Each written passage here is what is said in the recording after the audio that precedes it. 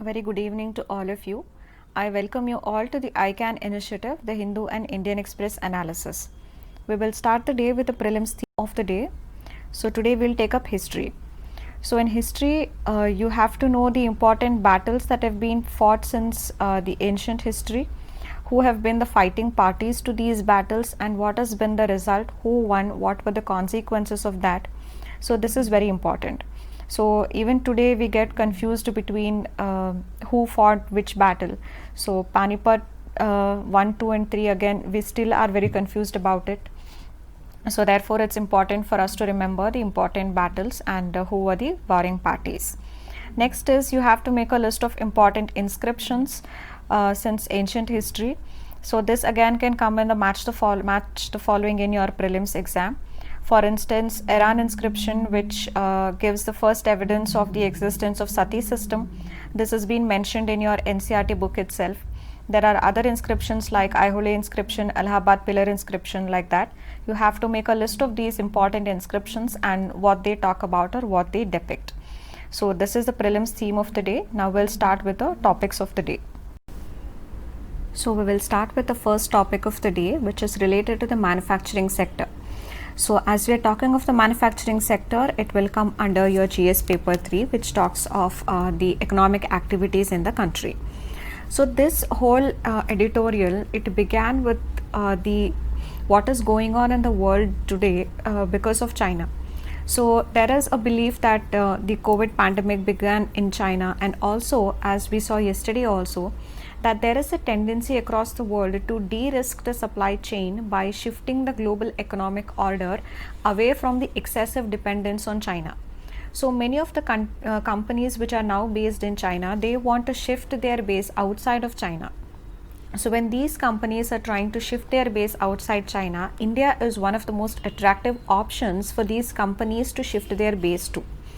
So in such a scenario, this whole article evaluates whether India is offering that attractive destination for those companies who are moving out of China. So by introducing this context, this article is evaluating the state of manufacturing in India, how much competitive it is at the world stage, so whether it can really attract the companies which are trying to shift their base away from China. So we will basically first analyze a comparison between Indian and the Chinese manufacturing sector and see some of the basic constraints which are holding us back. So these constraints, if you just reverse it, it can also become the way forward for us to be written in the exam as what needs to be done to make India an attractive destination. So if you look at the India's new manufacturing policy, you'll see that India wants to achieve the contribution of manufacturing sector in the nation's GDP to be about 25%. That is, manufacturing sector should be contributing 25% to the overall country's GDP. This is the target of India, which India seeks to achieve by 2025. This is by 2022. So this is India's target, and at present India's if we talk of the 2018 data, India's manufacturing sector contributes nearly 15% to the gross domestic product. So if we compare this with China, the China's current rate of manufacturing or the contribution of manufacturing sector in China to China's GDP is nearly 30% already. So therefore, even in terms of the contribution of the manufacturing sector to the country's GDP, India is far lagging behind. The second thing if we take into consideration, that is the industry value added. And if you look at the industry value added and how it has grown, what is the average annual growth rate in the industry value added since the two economies have opened up their economies. So we will see that India opened up its economy in the 1990s, and India's industry value added and its average annual growth rate since then has been nearly 7%. And for China opened up its economy in 1978 itself, and since then the China's industry value added, its average annual growth rate has been nearly 11%. So India's is 7% is the average annual growth rate of industry value added, while for China it is 11%. So here again we see a huge difference between India and China. The third thing is the export. So how much is contribution of India's export to the overall export at the world level? So for India, the India's exports at the world level does not even come in the top 10 exporting countries at the world. But for China, apart from the European Union, China is the second largest exporter of manufacturing items at the world level, which contributes to 18% of the overall manufacturing exports at the world level. And India does not even feature in the top 10. So with these many huge number of variations between India and China, so it is a very difficult game to attract the companies which are shifting their base outside of China and bring them to India. So why is it that we are facing there is such a huge difference in the performance between the Indian and the Chinese manufacturing sector?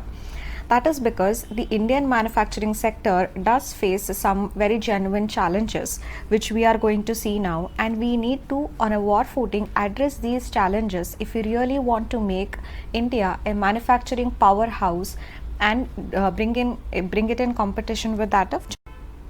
So what are all the various constraints? One is the infrastructure, the logistics. So India has though improved in the logistics performance index, but in the overall infrastructure there are several infrastructure bottlenecks which hinders manufacturing.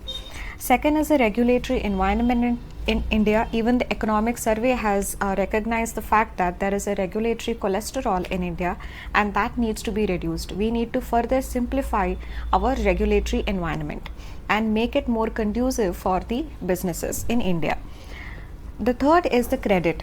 Credit, first of all, is not very easily available, and also cheap and affordable credit is not available. This is the third important constraint. Next is a workforce. The workforce, again, the quality of the workforce, the skill of the workforce, again, are the important determinants if the companies will have to form their base in India. So these companies which are now coming up, they are in mainly the technology intensive sectors, the manufacturing sectors. But however, in India, the skill level of the labor is considered to be low. So the workforce, whether it is with respect to the quality of the workforce and the level of their skill and sophistication, there also India is considered to be lagging behind. Next is the labor laws. Indian labor laws are considered to be very rigid. Yes, we now have the 4 codes, the labor codes, but before that we had more than 200 labor laws across the country, and a company that is having presence in multiple states is supposed to be complying with the labor laws of different states. So this imposed a lot of compliance burden on the companies, and also these labor laws were considered to be very rigid, which made hiring and firing by these companies very difficult. So they didn't want to increase their workforce, because if they increase their workforce beyond a certain limit of the laborers, then they would have to make a lot of compliances, so make a lot of reports which they will have to submit. In order to avoid this compliance burden, the companies always, they want to keep themselves small so that they don't have to undergo this compliance burden. So because of the small companies, again, induction of newer and sophisticated technology also doesn't become possible, and economies of scale cannot also be reaped. So this the labor laws and its rigidity is thus another concern. Next is the research and development and the amount of investment that goes into the research and development. So low level of investment in research and development is another concern which has kept our manufacturing sector from being one of the most competitive in the world. Then land acquisition issues are there. There are delays in the land acquisition, which will proportionately cause a rise in the cost of the project itself. So because of these land acquisition hurdles, which is again a huge disincentive for the companies to open up their offices in India. Next is also the FDI. The ability of the country to attract FDI into some of the important manufacturing areas is again a matter of concern, which we have not been able to do. So these are the various constraints which the manufacturing sector in India is facing. So what we need to do, if you're writing an answer on what steps need to be taken, you can just reverse these points and then write that these are the broad steps which need to be taken. So in that case, you will be writing 1, 2, 3, 4, 5, 6, 7, 8, 8 good points in your way forward. So that will make an excellent answer. So this was about this article. Now we'll move next one. So this topic is about BRICS, and such other intergovernmental groupings will come under your GS paper 2 syllabus. So in this, what has been in news is that China has now proposed what is called as a BRICS innovation base. So BRICS innovation base basically will be about these 5 BRICS countries cooperating and collaborating with each other on the innovations like the 5G and artificial intelligence. So what is the reason behind China proposing this? Because China is already a leader in 5G and artificial intelligence. So China has proposed this cooperation among the BRICS countries so that they can take forward the 5G and the artificial intelligence to the next level by cooperating with each other. Now, why has this become an issue for India? Because unlike the other countries in the BRICS, India does not want to cooperate with China on these technological issues. So India has already made it clear that because of the Galwan aggression, such cooperation is not possible when there is the normalcy has not returned across the border. Such cooperation is not possible. And also India has concerns that many of these Chinese companies, including the Huawei, has links with the Chinese military, and therefore using the Huawei equipments in the telecommunications sector in India is also seen with an eye of suspicion that these companies have direct or indirect links with the Chinese military. So because of these concerns, India does not want to cooperate with China in the BRICS innovation base. But you look at the other countries in the BRICS, be it Brazil or South Africa or even Russia for that matter, they are willing to collaborate with China on 5G and artificial intelligence. In BRICS and South Africa, already the Huawei's 4G equipments are already being used there. So even Russia is more than willing to cooperate with China on 5G and AI. So therefore, this whole concept of the BRICS innovation base that has been proposed by China has kind of divided the BRICS countries, with India on the one hand, which does not want to cooperate with China, and the other countries on the other hand who are willing to cooperate with China. So whenever you are writing about BRICS, so if you have a question in your GS paper 2 about the analysis of BRICS and what issues the BRICS as a grouping is facing, so one of the issues is that there are several the dissimilarities among the BRICS countries. That is, their interests are not actually always coinciding. They do not have common interests on over many of the issues. For example, if we take the United Nations Security Council reforms. So India wants it, similarly Brazil wants it, South Africa wants it, but Russia and China, being already the permanent members of the UNSC, they do not come out with such a strong support for the UNSC reforms. Similarly, if you talk about the cyber governance across the world, so one group is there which is supporting the multi-stakeholder approach to the cyber governance across the world. The other does not necessarily do so. The other group prefers just a multilateral rather than just the government to government approach. But what India proposes is a multi-stakeholder approach, where apart from the government, even the private sector and the other stakeholders are there in coming out with the norms for cyber governance. So here again there is a difference. So like that, there are several differences in when we talk of the interest of these BRICS countries. So these diverging interests among the BRICS countries is also one reason why they are unable to come to a consensus and they are unable to cooperate on several things. So under this, the diverging interest of the BRICS countries, you can quote this recent example of the BRICS innovation base, where India does not want to welcome this, but the other countries in the BRICS, they welcome this and they want to cooperate with China on 5G and artificial intelligence. So this is about the most recent example on the issues in the BRICS grouping. Now we'll move on to the next topic. This is about regionalism. This is a topic under your GS1 syllabus which talks of various philosophies like secularism or even for that matter regionalism, and it is also a very important part of your post-independence consolidation. So if you have gone through the post-independence consolidation book by Bipin Chandra, one very important chapter has been completely dedicated to this regionalism and the sons of soil doctrine. So what this essentially says is regionalism per se is just me identifying myself with a particular region to which I belong. So this is good because I am attached to that region and I want to see the region prosper, and this shows that I am recognizing myself and my identity comes from that region. But then when it becomes more problematic is when this becomes people from one region, they feel that the entry of people from another region is completely hostile and incompatible to their interests. So this is when the problem arises, and such extreme regionalism gives rise to law and order situations also.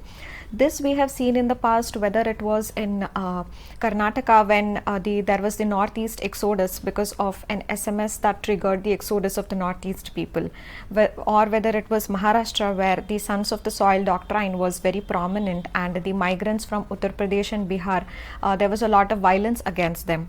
So in different regions of the country, in different states, this tendency of extreme regionalism and the sons of the soil doctrine has played out several times in the past.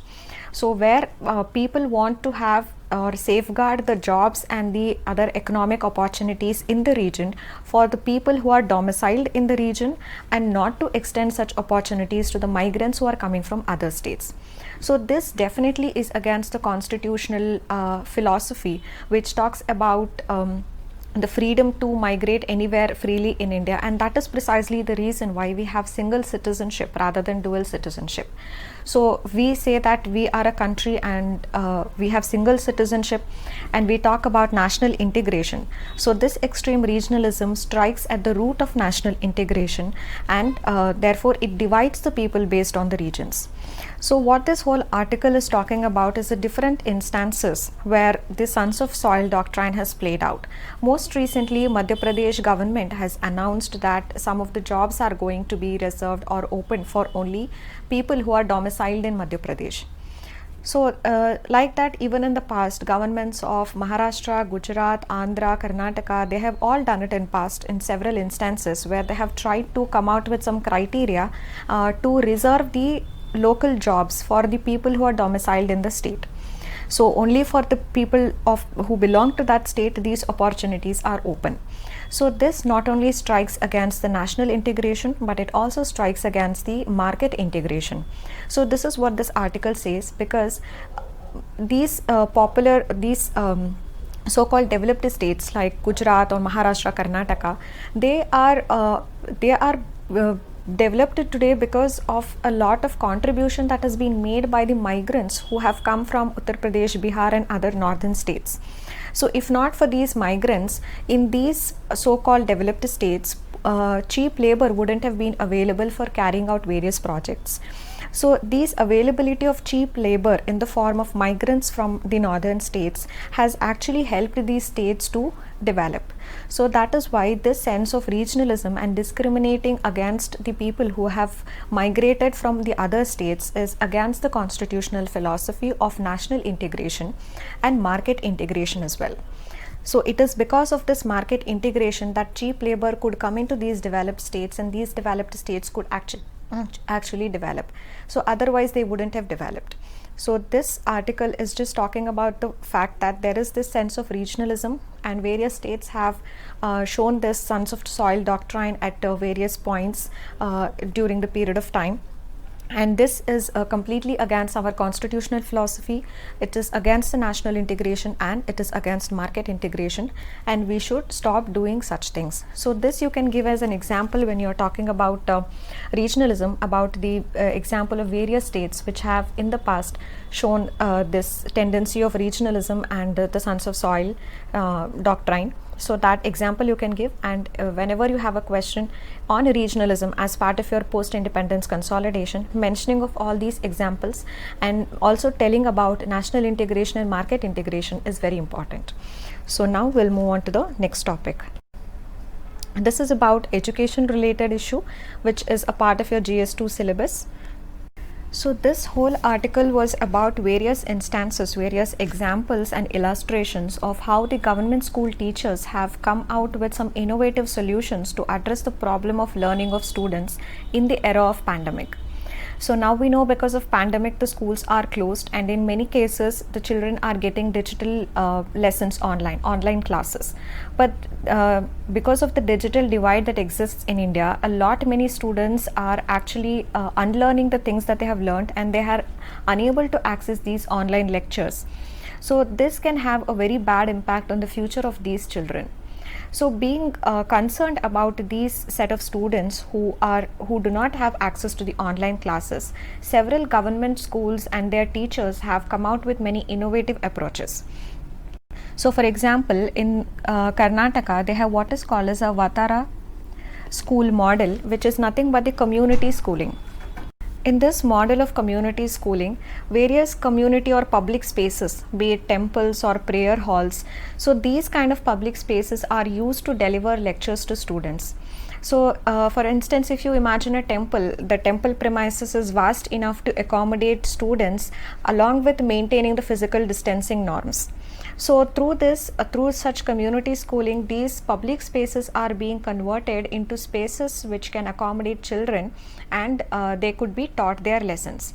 So that way those people or those children who do not have access to the online resources for learning, they don't lose out in the learning process, and they continue to enjoy their lessons and schooling. So this is the community schooling model that is followed in Karnataka. In homeschooling, this was the case of Sikkim, where a maths teacher from a government school, she was very much concerned that the children would unlearn the basic maths that she had taught to students. So what she did was she went to the villages, went to each of the students' homes, and there she spent some time to give short lessons to the students. So this model of homeschooling is also now ensuring that these students who do not have access to the digital resources, at their homes only they are learning at least a few things, and they are not completely forgetting whatever they have learned. So these loudspeaker schools also we have seen in one of our previous ICANN videos when we were dealing with that story of the day. So we had read about the loudspeaker schools in Bastar in Chhattisgarh, where the lessons are broadcast to the children through the loudspeakers, so that the children can from their homes are able to understand the lessons, and also they are not unlearning because of the absence of digital resources. So we see here the various innovative measures that have been adopted by the government school teachers. So these can be used as case studies in your answers when you are dealing with education and the digital divide, the gap that the digital divide can bring in education. Also, we may have some essays related to, say, let's say there could be an essay topic on privatization of education. So do you support it or not? So you may get a statement on that. So in which case you can open your essay by giving these unique examples, unique illustrations of the level of dedication of the government school teachers. Because usually there is a perception that the government school teachers, there is a kind of image that is built about them, that they are lazy, that they are not competent, they are not trained enough, and they are not committed, and they are not dedicated. So this is the image of a government school teacher, a typical government school teacher. This has been the image that is built into the memory of people. So therefore these examples of government school teachers who have come out with innovative approaches shows how much dedicated they are towards ensuring that their children learn, how much is the level of their innovation, their dedication, their commitment to their work and job. So all of these things show that it is not a problem with the government education per se. So whenever there is an argument whether something must be government controlled or whether it should be privatized, the problem is not with the government control per se, the problem is with the excessive centralized control. So this can happen even in a private sector. As long as the teachers are given autonomy, as long as they are professionally managed, it doesn't matter whether it is a private school or a government school. Teachers can come up with, they are capable of coming out with innovative approaches to learning, to teaching students. So tomorrow in a post-COVID world, when we will be deliberating upon what should be the mode of education for students, and we are likely to use technology on a very wide scale to ensure that there is a wider reach of education among the children, we must also think of this model of education where we give more autonomy to teachers and allow them to innovate. So it is not just about the privatization of education or whether it is government controlled education. That is not important. The more important thing is the means that you adopt. The more important thing is that there should be professional management and there should be more autonomy to the teachers to come out with innovative approaches. So if that is done, it doesn't really matter if it is government controlled. So this should be the end goal and not the means to it, that is whether it is government controlled or privatization. So this illustrations you can use to open your essay if you get an essay on privatization of education. So you can also use this, and even if you get a GS2 question talking about the education should be privatized, you can show these case studies to illustrate how it is not important whether education has to be privatized or government controlled. Rather, what is more important is what I have just discussed. So that is it about this topic. Now to the next one, which is related to the vulnerable sections. In that we'll be talking about elderly. So the vulnerable sections come under your GS paper 2. So this in this whole article, what I found useful was a case study in Vietnam. So if we look at Vietnam, the number of the elderlies who have survived the pandemic is more in Vietnam, and this is because these older people, they have formed what is called as the Older Persons Association. So this Older Persons Association is a very important case study of Vietnam, which you can quote in your answers when you're writing about protecting the elderly. So these Older Persons Associations have all the older members in the community. In fact, they are also transforming themselves into an intergenerational self-help groups, where they are adding, along with the older members in the community, they are also adding the younger members of the community. And together they are ensuring that they can help out each other. The younger generation, for instance, is helping out the elderly people to help them cope up with the issues that face when people get aged, and also even the older members. The older members are also proving to be valuable assets for the community. So this way, this Older Persons Association is transforming to an intergenerational self-help group, where in the community itself all the older people get together and the younger people get together and they help out each other. So this way, the vulnerability that arises with increasing age is also tackled at the community level at a decentralized manner itself. Because in Vietnam, every district has this Older Persons Association. So the issues of the elderly in a particular district are handled by both the elderly and the younger member of the same district with the help of the Older Persons Association. So this decentralized approach to handling the vulnerable section of the society by having associations at the district level, along with the participation of the younger generation, also builds a kind of sensitivity among the younger generation related to the problems of the old age, and they are also helping out each other and proving out to be valuable assets for one another. So this important case study you can quote in your question, which is talking about the vulnerability of elderly. So in fact, when I was preparing, I also went through this Satyamev Jayate episode, which was talking about the problems of old age, and that episode proved to be really very valuable for me, and I got a lot of examples and case studies. So there is some NGO which is promoting Bachpan at Pachpan. So it is like marrying the elderly who have lost their companions. So that is actually because companionship is very important for the elderly. So that's kind of a new concept. Similarly, that episode provided a lot of examples which could be quoted in the answers. So you can, if whenever you're free, you can watch that episode of Satyamev Jayate, which is talking about the elderly people. So this was about the last topic for today is related to terrorism. Nothing much in this topic. It's just that we know about the emergence of the ISIS, Islamic State in Iraq and Syria. Why? Because of the political instability that existed in these countries and the civil war that was present there. That there was a political vacuum, and this was exploited by the terrorist elements, and that led to the growth of ISIS in these countries. So now if we look at Syria, it is more or less been stable, but however there is still some amount of infighting that is left. So the Bashar al-Assad regime has now has control over almost all the territories of Syria, but however still the jihadists and rebel, they do hold control of the Idlib province. So similarly, if you look at Afghanistan, there are attacks that are happening in Afghanistan which are attacking particularly the ethnic and the religious minorities. So similarly, there are issues that are happening along the Syria-Turkey border, where the pro-Turkey rebels, they are targeting the Kurds in the region. So similarly, if you look at the West Asia map, and even in Africa, for example, Libya, from where the instability is also spilling out to Burkina Faso, Mali and other countries. So you see that this whole region of West Asia and some countries in North Africa, there is a lot of political instability that is going on, or we can say the political vacuum that is there. Because of this, it can again lead to re-emergence of the ISIS.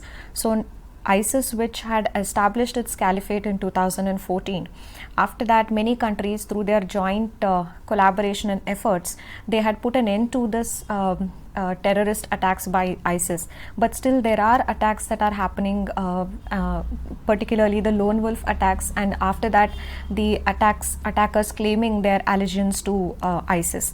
So because of the political instability in these countries in West Asia and North Africa, it may be possible that the ISIS can re-emerge again and gather strength and re-emerge in these areas where there are political instability.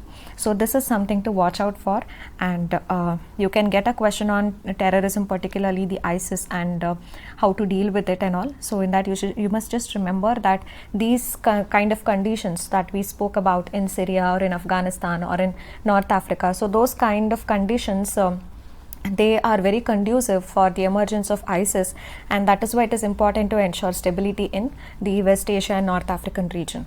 So that is it about terrorism. These were the other topics that were not important from the exam point of view.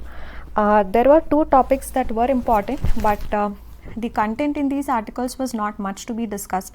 So one is raising of the marriage age, and there was one more topic which I am unable to recollect now.